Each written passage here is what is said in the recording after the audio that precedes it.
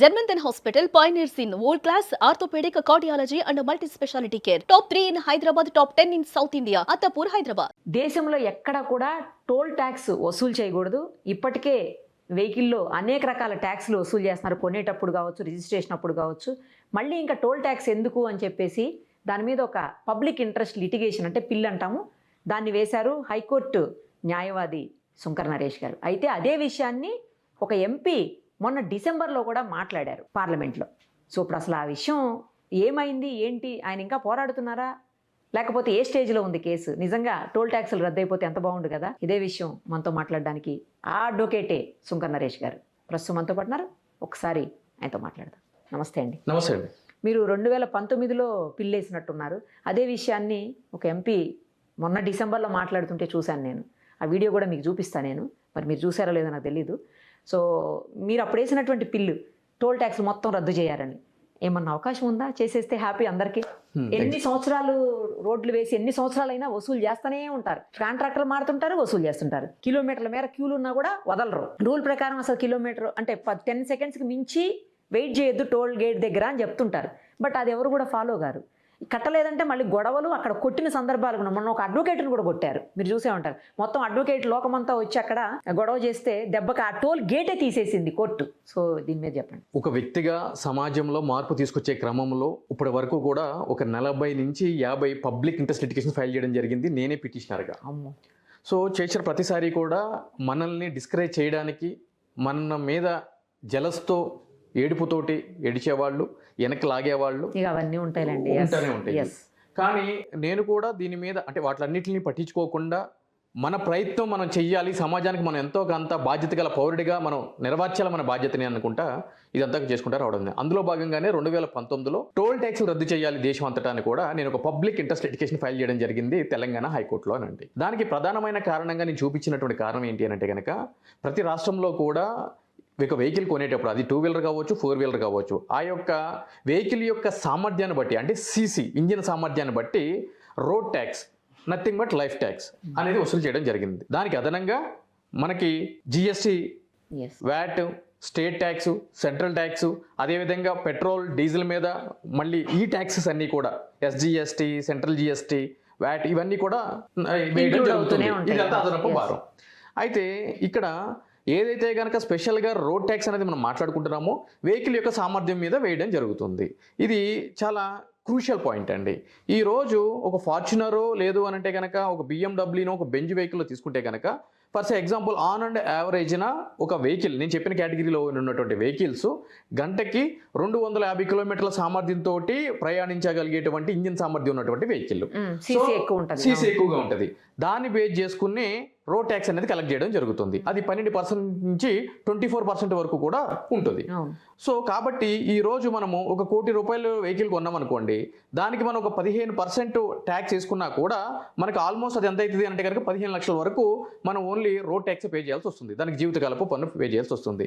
ఆ ట్యాక్స్ ఎందుకు వసూలు చేస్తుంది రాష్ట్ర ప్రభుత్వం అని అంటే కనుక ఆ సామర్థ్యం కలిగిన వాహనం ఏదైతే ఉంటుందో ఆ వాహనము తిరగడానికి కావాల్సినటువంటి రోడ్లని నేను ప్రొవైడ్ చేస్తాను అని చెప్పని ట్యాక్స్ అనేది వసూలు చేయడం జరుగుతుంది.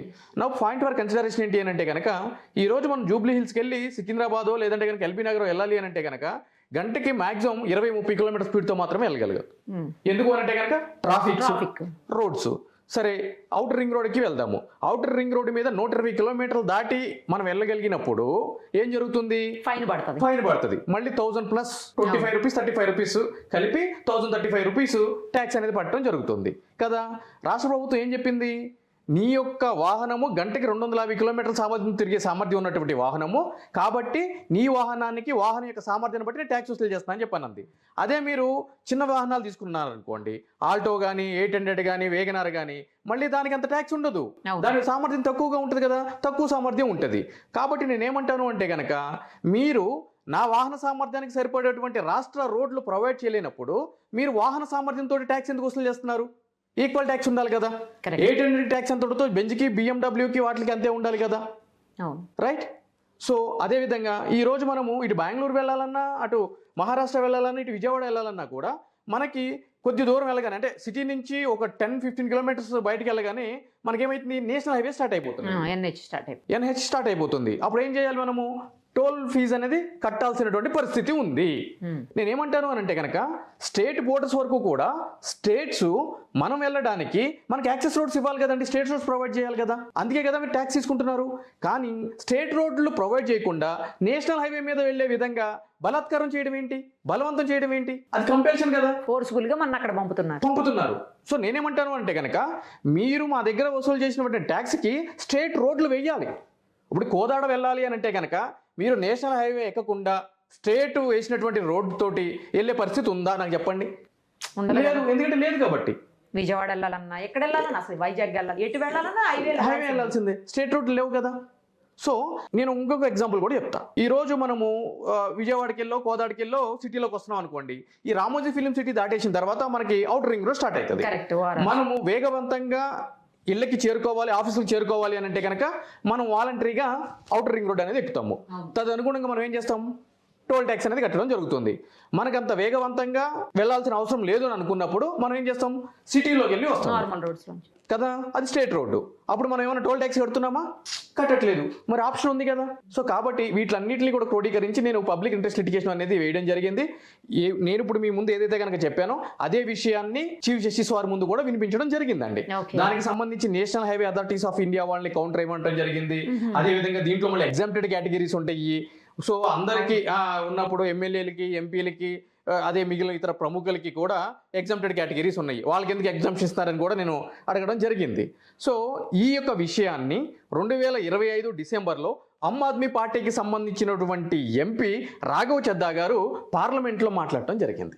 సో ఇది చూసిన తర్వాత చాలా మంది ఆ వీడియోని ఈ వీడియోని ట్యాగ్ చేస్తూ కూడా నాకు పెట్టడం జరిగింది. అది చూసే మిమ్మల్ని అడిగాను. ఎగ్జాక్ట్లీ. సో అది పెట్టడం జరిగింది. సో ఇటువంటివన్నీ మనం చూసినప్పుడు మనకి చాలా ఆనందాన్ని ఇస్తుంది. అంటే 2019 ఎక్కడ, 2025 ఎక్కడ, చాలా సంవత్సరాలు గడిచింది.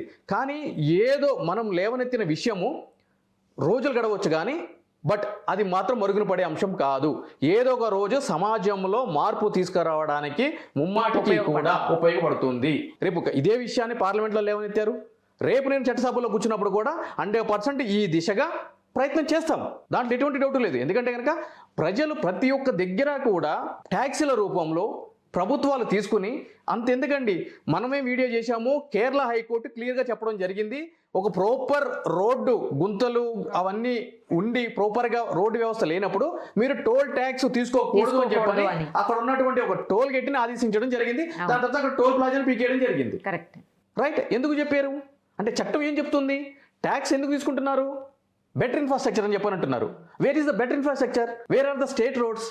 ఉండదు. ఎందుకు అంటే కనుక ప్రజలు ఇవన్నీ గుర్తించి పట్టించుకున్నప్పుడు మాత్రమే, ప్రశ్నించే తత్వం పెరిగినప్పుడు మాత్రమే మనము ప్రభుత్వాలకి కడుతున్న ట్యాక్స్ ప్రతి రూపాయి కూడా మనము వినియోగించుకోవడానికి ఉపయోగపడుతుంది. మీ కేసులో ఏమన్నా అంటే ఇంకా ఏం లేదండి, స్టిల్ పెండింగ్. ఇంకా పెండింగ్. ఓకే, రైట్ అండి. Thank you so much.